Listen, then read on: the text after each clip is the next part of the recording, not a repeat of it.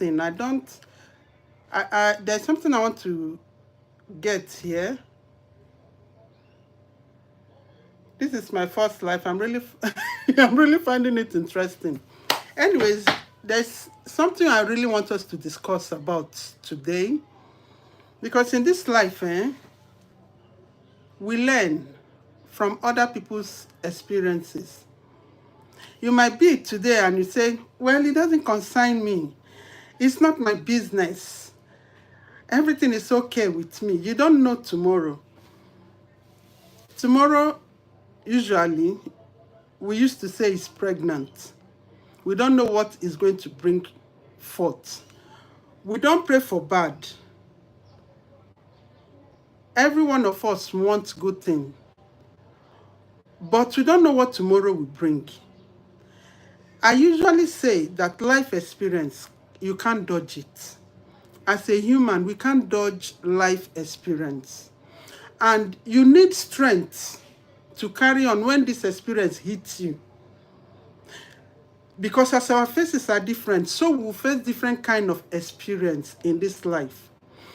The amount of knowledge you have gathered will determine your strength when these challenges hit you. Because there is no human on earth that doesn't pass through challenges. But the amount of knowledge you have gathered, as I said, will determine your strength. That when you pass through this kind of thing, you will think back, you will recall, and you know that this has happened before. Let me not be a victim. You be careful not to be a victim. So that is why it's good we learn from other people's mistakes. We use it to advise ourselves. We use it to teach ourselves. We use it to correct ourselves. We use it to prevent ourselves from being victims. You understand?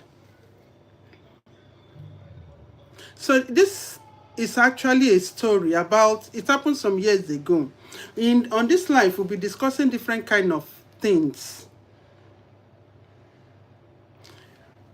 to encourage each other, to advise each other. Is also opened for general discussions. We learn, we advise each other, encourage each other as we journey through this life. Because this life, this world, is like a marketplace that after buying and selling, you go back home. You go back to where you are coming from. From the dust we are made, to the dust we will return. It's just that we don't know the time, we don't know the hour. We don't know when, we don't know how. So as we journey through this life, we advise ourselves, we encourage ourselves. You understand? So, we'll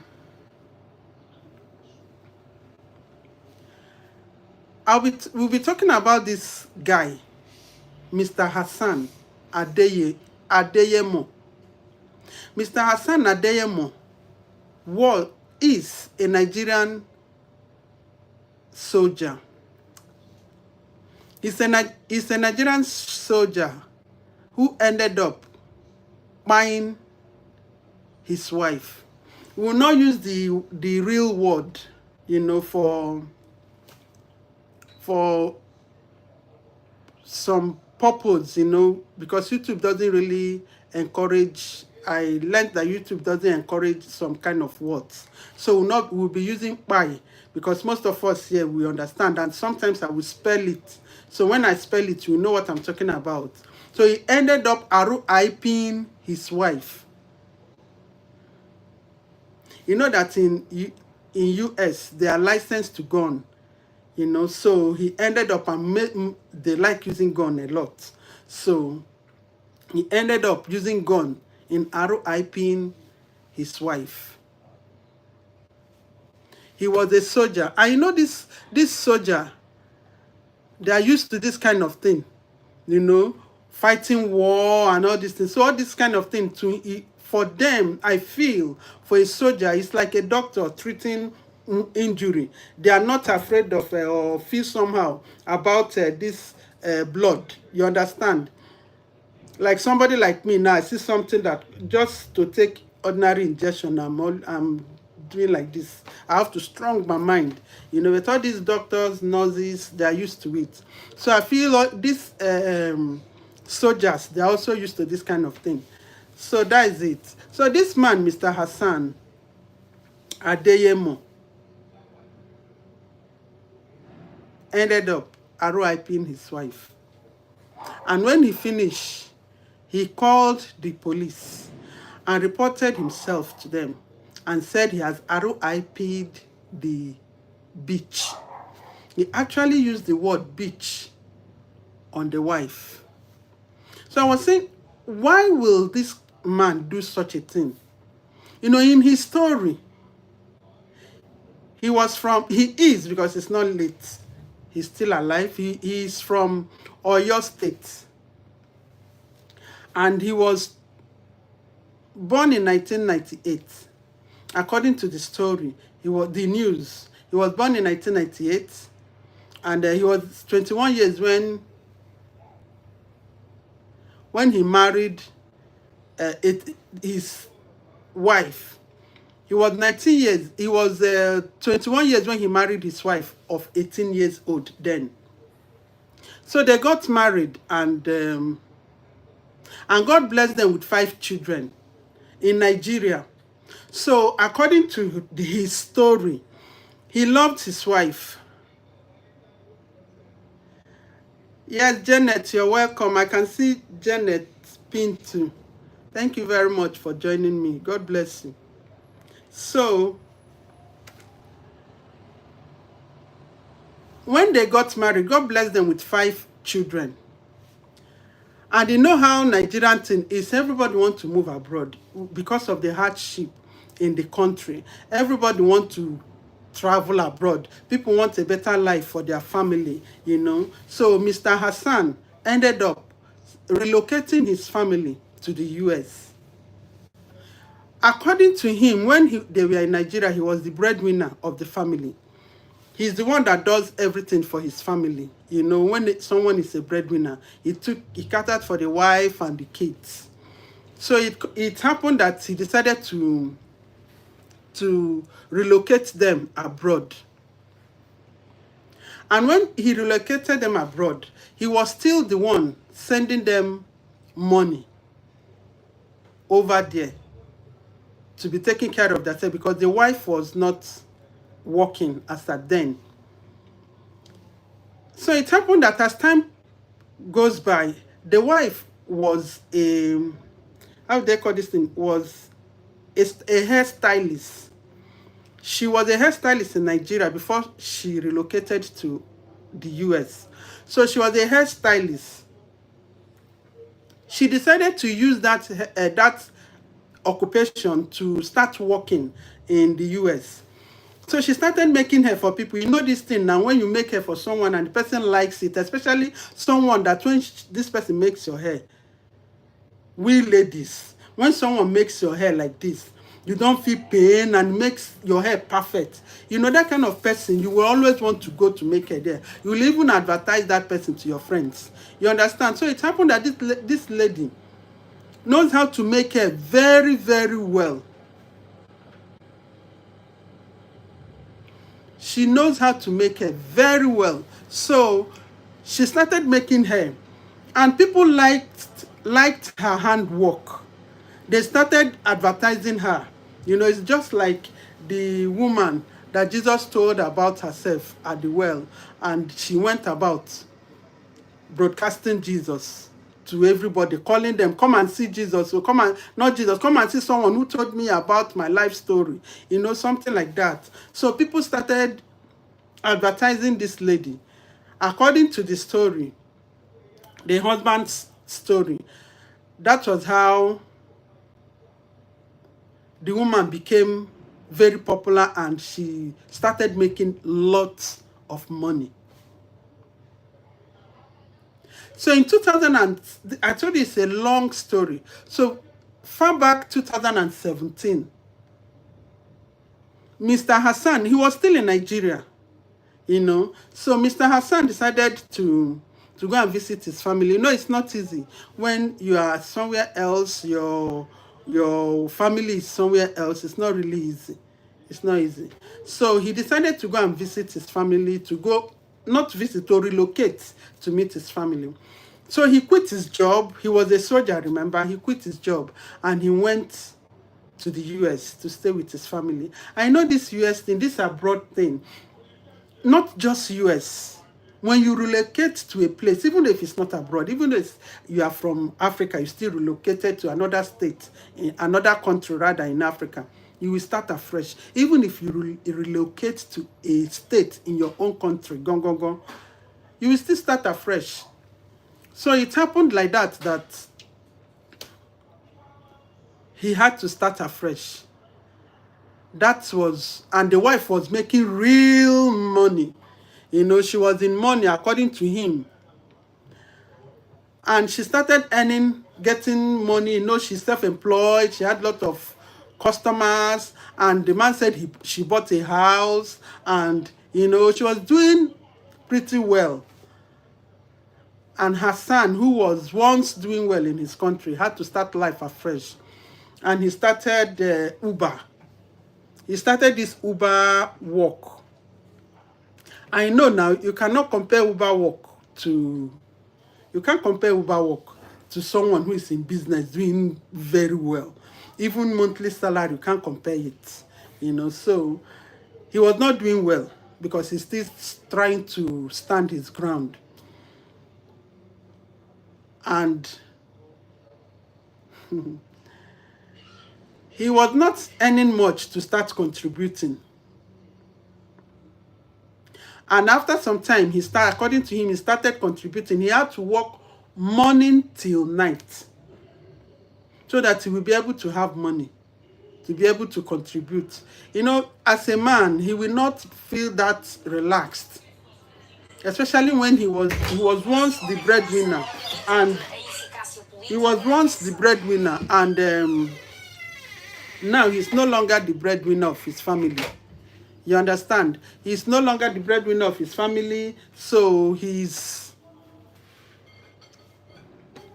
will feel somehow just sitting and allowing his wife alone to be the one providing for the family. So he was trying, unless lazy men. I know one or two men will do that, you know. So Alexandra, welcome. Thank you very much. Thank you so much. I really appreciate your presence. So what really happened was that he started doing this Uber work to be contributing. But Sarah, his wife, became the breadwinner. The table now turned. Mr. Hassan in Nigeria, who was the breadwinner of the family, right now in the US, he is no longer the breadwinner. The wife now became the breadwinner. See, at this life, table turns, you know. But there is one thing in life, nothing is permanent. So as at that moment, Mr. Hassan was no longer the breadwinner. The wife, Sarah, the late Sarah, became the breadwinner. So she started taking care, providing for the family, doing things. And as time goes on, as she was doing this thing, her attitude changed towards the man. She no longer respects him. She became the boss of herself, always insulting the man, calling him useless, calling him all sort of name. You know, women, even men, when one is the breadwinner, sometimes begin to talk down on the other one. You understand? Maybe that one comes and say, please, I need money for this and that. You're welcome, Sister Bisola. Thank you very much. So the man was not finding it funny. It came to a point that this lady stopped cooking for the husband. You know, women, it's more, this character is more with women. When the man is not providing money and the woman is the breadwinner, she will become very, very insultive to the man. It happened more with the women than with men. Men does it, but it's more. I believe women does it more, because naturally, the man is supposed to be the breadwinner. That's how God has made it to be. So when the table turns and you that's supposed to be the breadwinner, you are now the bread eater. You are now bulldozing the food meant for the children. The woman will not be happy. It's natural. The woman will not be happy. But she took it to the extreme, as according to this story. I believe she took it to the extreme. She forgot that the man was once the breadwinner. If not that he relocated to the US, he had to start afresh. So this man was not finding it funny. This soldier man, I know this soldier, they are trained in a way I don't understand. This soldier, they are always hot. So especially Nigerian soldiers, but I believe all soldiers are like that. So this soldier, this Mr. Hassan, was not finding it funny. His wife, his late wife, stopped cooking for him, became so disrespectful, and talking to him anyhow, insulting him, looking down on him, doing all sort of things, starving him, that kind of thing. And this Mr. Hassan became so depressed. He became so depressed, and he started talking with friends. Remember, he's still doing his Uber work. So he started talking with friends and family members to help him talk to the wife, if the wife can change. So, but the wife didn't change. She didn't change. She continued with her character, with her attitude. And she also bought another house. The house they were living, she bought it. As time goes on, this lady bought another house to tell you that she was actually doing well. She was actually doing well. So in January 2022, Sarah announced to her son that she had bought a house. That is a new house, apart from where they were living before. They moved into the new house, and she continued to treat him very badly. She continued to treat this man very badly. She disrespected him, talked to him as she wanted to talk to him, leave the house anytime she wants to leave the house without telling the man, comes back anytime she wants to come back without telling the man. I know it was really hard for this man, calling the man irresponsible. Sometimes she will lock the man out in the cold. The man said so many times he has locked him out in the cold and threw his things out of the house. And the children, children, who is giving them that they always want to go closer to. I don't really know how the family was. Maybe the mother turned the children to her side. I don't know. With her stories or whatever, I can't tell. I wasn't there. But according to the man, he said the children were on their mother's side because she was the provider. She was the breadwinner. He was not finding it funny. He became very, very depressed and started having these suicidal thoughts. He wanted to take his own life. He talked to his friends about it, how life has been unfair with him. And they advised him. That's what friends will do. Anyways, they will advise him. Good ones will advise him, So the friends advised him, and that's how they continue living as man and wife. They continue living. See, sometimes you see people, you don't really know what is going on in the house. You don't know what is going on inside. Outside, they might be maybe they will be playing outside. Maybe they look so well together outside. But inside the house, you don't know what is going on. They might be cat and rat in the house. That outside they will pretend to people so that people will not suspect what is going on in the house. You understand? So that is what is going on in this family. Outside, people will not know what is going on. But when they come back home, they will face themselves and start feeling so depressed, as the man was feeling so depressed. And he kept on asking, where will he start from? He said he loved his wife. He said he invested his life, he invested his money, his resources on the wife. And he doesn't deserve that kind of maltreatment from her.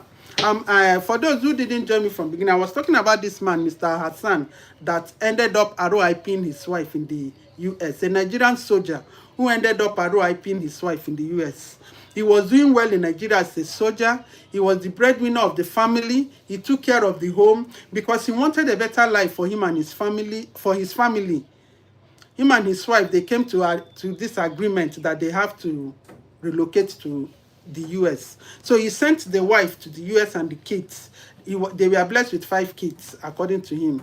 So the wife has handwork. She makes hair very well, perfectly well. So she became the breadwinner of the house. She started making hair and had lots of customers. People loved her handwork, so they are bringing customers to her. So she turned her house into a will I call it saloon? Yes, into saloon, because they say she makes hair very well. So that's how she started having lots of money, that she bought a house. She bought a house, and as time goes on, the husband, who was a Nigerian soldier, decided to relocate to go and meet his family. He was missing his family. You know, it is not easy for him to be alone in Nigeria, and his wife and children are in US. So he decided to quit his job in Nigeria as a soldier to relocate to the US to join his family. And that's how he joined his family, and the wife changed character and started maltreating him and treating him anyhow. In April 2023, Sarah told him that he had bought another house specifically for her and her customers. Sarah is the wife of the late wife of this soldier man. So she told him that she had bought another house for her business, to tell you that she was really doing well. She told her son, the husband, to hold on to the boys while the girls followed her to the new house. That is to tell you that this lady was really in money. You know, to buy a house in US, she bought one, bought the second one. She was really in money. So she then told the husband that he could bring the boys over for weekend, but he couldn't come with them because she needed her privacy. People tried, family, friends tried to talk to this Sarah to change her attitude, but she refused. She refused to listen. It's a pity she's not alive to tell her own part of the story, because this story is the man's story. Because I feel, how can a woman be that bad? Something must have happened, but she's not alive today to tell her story, what actually led to her behavior, to her change of attitude. So on August 2023, Sarah informed her son that she would like for her sons to move in with her, while her son remains in the old house. She instructed her son to move all her remaining property and that of the children from the old house where her son was staying in the new house where she lived.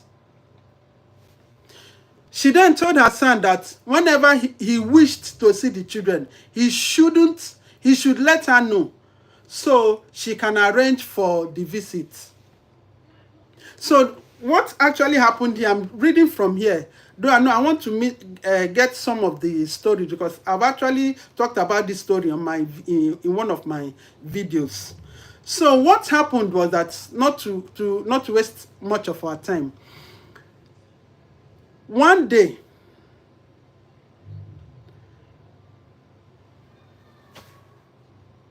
this man, you know, Sarah has succeeded in taking over all the children from him. Before she said he should stay with the boys, while she will stay with the girls. Then later on, she came again and took the boys from him, because after all, he's not doing well. She took the boys from him, and all the children now are staying with her. One day he came, she and asked the man to stay in the other house. One day she came again and told the man that she need to look for where to stay, that he need to leave that house. And this is a man who is not well to do. She chased him actually out of the house. So one day, the children called their father, their dad, to get them some groceries. Remember, they are no longer staying together. And he told them he's bringing the groceries. And that was the day this evil happened. That was the day he spied his wife. The children called him. These children would have been saying, if they had known, they wouldn't have called their father. These children called the father and told them that they need some groceries. So about 6:30 p.m., he called the kids that he was on his way to the house with the groceries. When he got there, he knocked and the children opened the door for him and then asked about their mom. They told him she was in the shower. She was taking a shower.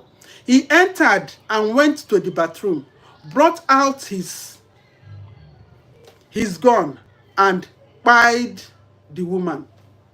Actually shot the woman at in the head, you know. And they said also chest, leg, you know. He just used his gun and spied the woman. After spying the woman, he called 911 and told them that he has spied the beach. He has RIP'd the beach. The wife who he once loved now became a bitch. Now I'm talking, why did I talk about this story? Because I've been seeing so many news, so many things happening among our Africans. If the wife not buy the man go buy the woman. Especially men are even the one buying their wives. There was one of, we will talk about it one day, even a prophet that buyed the wife. You know, this life, that's what I said when I was starting, that we need to learn from other people's story. This might be going well with you today. You don't know what tomorrow holds. So that when you listen to other people's story, such problems, you are being confronted with such problems, the experience you have gathered will be your strength. When you look back, you will remember that this thing has happened. So you will not become a victim. You will remember that something like this has happened to so person. You'll be careful. You will not allow yourself to become a victim. It is better to walk away peacefully. See, this life, nobody carried marriage from heaven and come to this earth. I usually say that they didn't carry two people kidney and tie it together. If the thing didn't work out, go your way. If this man, Mr. Hassan, has encouraged himself, knowing fully well that it might be bad for him today, that tomorrow will be better. You know, if he has hope, if he kept his hope alive, listening to people's advice, he wouldn't have ended up buying the wife. Now he bought the wife. He is going to spend his life in prison, and the children will suffer it. You know, the children will be the one that will suffer it. They used to say, I don't know how they say this thing, that when two elephants fight, it is the ground that will suffer. Something like that. You know, now it's the children that are going to suffer it. Why will he end up buying his wife over nothing? There is no excuse that will justify what he did. No excuse at all. No matter what the woman did to him, it is better he goes and starts his life afresh. I've seen case like that. The man had to go. In short, the wife even followed another man. And the husband had to endure it. He endured it, and today he's happy with himself, I believe. You know. So if this Mr. Hassan has encouraged himself, he wouldn't have spied the woman. So why I'm bringing this story, whatever we pass through in this life, whatever is the situation that you are passing through in this life, we have to know that other people has passed through it. Other people has passed through even worse situation. We just need to encourage ourselves and know that our life is not in the hand of anybody. Our destiny is not in the hand of anybody. We have to be very, very careful with the kind of decisions we take. Don't be harsh in taking decisions. Don't be harsh. I believe maybe after calling the police and saying he has spied the beach, as time goes on, he will regret it. Definitely, if he remember his children, he will regret his actions. Or maybe he will even if remember the wife and regret his actions. We should learn not to be hasty in taking decisions. Especially when that thing is boiling in our mind. Boiling, boiling, boiling, boiling. We have to learn to calm down. To let it slide. So that we will not use our hands to do something we will regret later. The children now will be crying for their. It happened some years ago, right? The children will be crying for their mother, crying for their father. And what kind of story will those children say when they grow up? What happened to their mother? Their father spied their mother, and their father is in prison. It's a sad one. It's a very bad story.